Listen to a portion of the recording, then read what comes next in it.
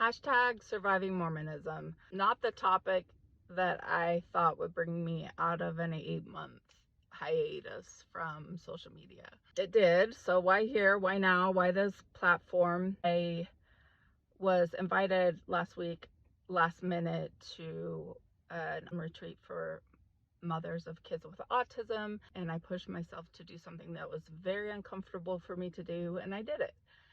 And I'm proud of myself because I have not been doing well, which isn't a surprise to anybody who's seen me on here prior to now.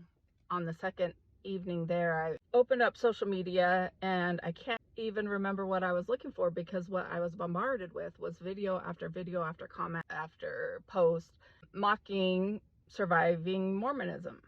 I know I got the algorithm that social media thought I wanted to, because my brother sent me the preview to a new documentary that he is a participant on called Surviving Mormonism, right when it came out. So it was a few days prior. And then I grew up Mormon, so a lot of people that know me on social media are Mormon. And even some people that were liking these comments or posts are people that I know. And I want to give them the benefit of the doubt that they had no clue that my brother was a participant. Regardless, I wasn't mad about it. I wasn't surprised about it. The behavior checks out for how a lot of Mormons react to things when they're made to feel uncomfortable. They get really defensive. Did make me sad. Probably a few things. First of all, my brother started speaking openly about very private struggles that he had been dealing with for years. I think back in 2012. I had been talking a lot about my son, but prior to that, I was a very private person, not interested in sharing any of my life publicly. And then my son got diagnosed with a rare genetic condition. And so that is what motivated me to begin talking on social media in the first place. And then by, I think, 2013, both my brother and I were working together blogging. We started doing meetups with other survivors of any type of SA. We even turned it into a nonprofit. We made a website. We were sharing other survivor stories. And both of our lives became so overwhelming at one point that we're just like, we can't do this anymore. And to be honest about my brother, he legitimately had said countless times that he thought that chapter of his life was done. He wasn't going to go into this space again because it's very difficult, very draining. We did work with like child justice centers, policy change. We were doing a lot, and it's just very taxing. And so when the opportunity came and he was asked to be a part of this documentary, it was a very painful experience for him. He knew it would be if he participated. And I believe it's been like a 2-year long process. So maybe he'd be in it, maybe he wouldn't. And then finally they are going to do it. And then you just kind of find out when you're going to film. And then I think we found out like within maybe even a few days prior to the preview that when it was going to air. And so if you can imagine the roller coaster he's been on throughout that whole process. He'll speak if, when, how he decides to speak more than what he shares in the documentary.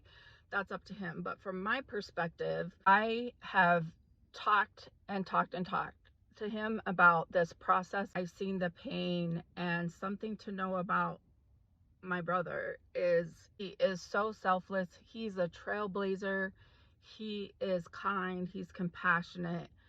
The reason why he did this and participated in this at great cost to himself, he genuinely did this because he cares about all of your kids.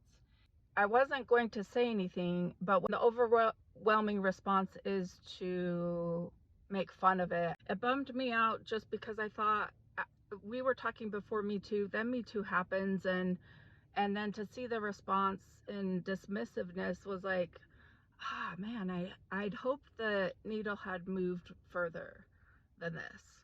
I can speak on Mormonism. My brother can speak on Mormonism because that's how we were raised. So that's our story. It's not to say it only happens within Mormonism. It happens within every religion, every institution. We were abused in a school system as well, which is the bulk of what we had spoken on before. I don't know if I'll speak on this again or not.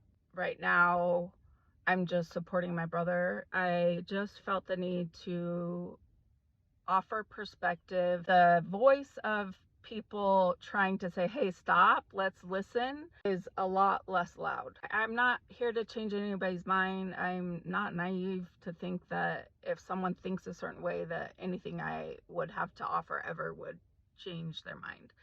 But I do think there are people who maybe kind of thoughtlessly or just spur of the moment join a trend. They're able to pause and self-reflect and be like, oh, that's not what I realized I was doing. If you say hashtag surviving Mormonism, I had to figure out what to bake for the activity. Hashtag surviving Mormonism, I had to figure out what suit to wear today. I'm glad you had a positive experience. Your positive, safe feeling experience does not negate any other's negative experience, nor does their negative experience negate yours. But I'm honestly most worried about anybody who thinks that that is the status quo of difficulty for people who live through Mormonism. I can tell you, my brother has literally survived Mormonism. I know how close he has been for so many years of his life to not surviving. And I know personally and peripherally people who have not survived it. So while that may not be the name I would have ever thought for a documentary, it is so fitting for my brother's experience. Whether or not Mormonism is the only place where this documentary is focused, and you can say it can happen anywhere, that's true. You cannot ignore statistics. While we were running our activities and nonprofit together, is Utah ranked the highest in instances of childhood sexual molestation in the entire nation. Granted, I haven't checked it in several years now. My assumption is that we'll still be really high up there. And whether or not Utah has evolved and progressed, the fact of the matter is the foundation of this area is Mormonism. Completely intertwined from the jump. That foundation is rough on marginalized communities, and I have experienced that firsthand in a lot of ways, not just as a victim of DSA. The most vulnerable among us are children, people who are disabled, and the elderly. And there's numerous categories of people whose lives are threatened. It's naive to assume trust, and please look at statistics, please understand the signs. You could be as vigilant as you want. Despite that, some of your kids will still suffer from this, and so you can look at symptoms, recognize them, and then try to get your children help while they're still young. Because if you grow into adulthood like my brother and I have, it is extremely difficult to gain your life back from the trauma inflicted by people when you're a child. So I hope something I said here can give anybody pause. And I have to give major props to everybody involved in this documentary, because it is also trailblazing, especially to air this on Bravo. And how everybody in the production side of things, the care they took has just been incredible. I just hope that people will give this documentary a watch and a listen.